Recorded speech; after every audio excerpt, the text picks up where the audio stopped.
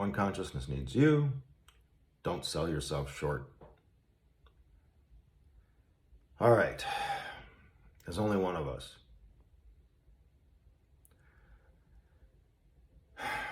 When you experience enlightenment or accept enlightenment, or what would you call it? Whatever. Atonement, forgiveness, oneness, whatever you want to call it for yourself, rescind the option to change your mind and your learning is complete. And that gets you in the door and gets you started. You know who and what you are. You remember after you agreed to forget.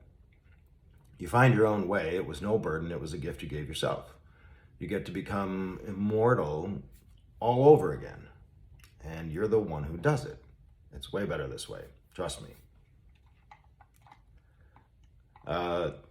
How many teachers of God are needed to save the world? And the answer to this question is one. So this is the one. One holy, perfect teacher whose learning is complete suffices. This one, sanctified and redeemed through their own choice. His, her, they, them, whatever. One. Becomes this, the one creation of God, the Son of God, the daughter of God, the one creation. That which was always Holy Spirit no longer sees themselves as a body or even as in a body, limited in a body. Obviously I'm in a body, but am I? I don't know. Apparently when this body dies, I'm supposed to continue. It's what we're going with, unless you got something better. So, therefore, you're limitless. And being limitless, your thoughts are joined with God's forever and ever. Your perception of yourself is based upon this oneness, judgment, creator's judgment, not your own anymore. You rescinded your option to change your mind. Thus does this oneness get shared with you and a creator, a God of your own understanding. And this is also how this will is brought to still deluded minds. We communicate. We're in the audience. We come through in waves. You hear a voice, and then it just becomes stronger, and then you leap. All right, forever one, you are as you were created. You kind of see this. You have accepted this, and you are saved. Whatever that means. All right. Now, this is speculation to anyone who hasn't done it yet, but to those who have, it's not speculation. It's my reality. It's yours if you choose it and rescind your option to change your mind about it. Good luck with that. There's very few people who have done that, and so they're the crazy ones, right?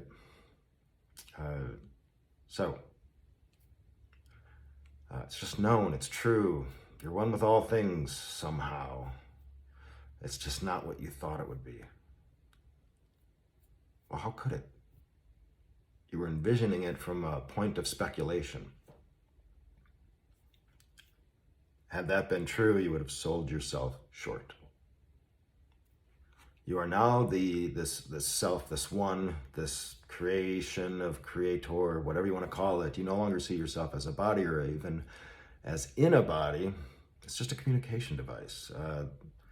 And hey, what the hell? Look, there's this convenient thing right here. It didn't go away. What's this? It's a way to communicate.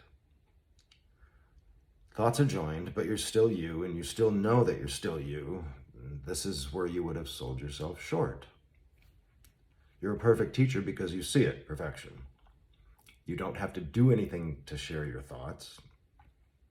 You can't not share your thoughts once you make them. They and you are the same thing now, though, in this enlightenment. And they're saved permanently because you're this oneness. And And that's what it means to be, that's why they use the word saved. Because they're saved permanently. They're kept. Saved means kept. You've arrived. Perfection is achieved. It is maximal. You are exactly as you were created. You are a perfect spotless mirror, a duplicate of perfection, of God, and there's no difference now between you and God.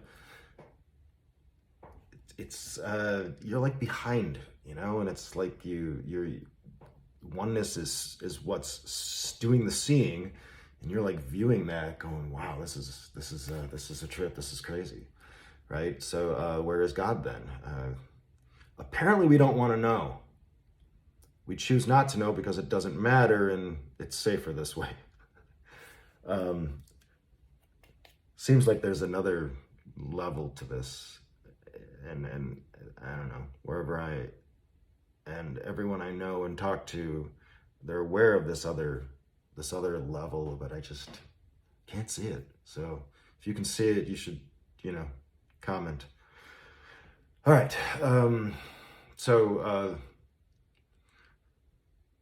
So anyway, what would we need to know information for except on a need for know basis? Because I'd probably just screw it up or try to use it in some way. I didn't disappear. I'm still here. So somehow there's this perfect duplicate of oneness sitting here. So you got to ask yourself, what would God ask? Jeez, how do I know? What do I want? Where is God then? Right? I don't want to know.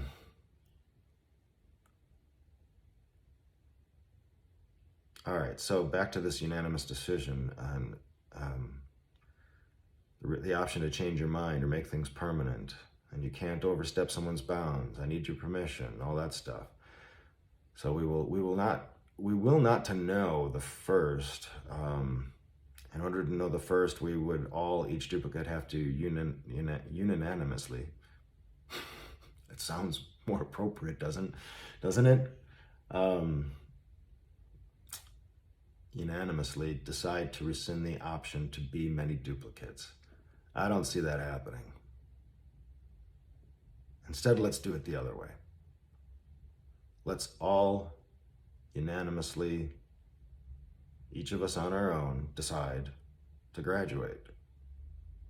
I've met another graduate and many others, and others who are close. I've heard of others who have graduated to remembrance as well.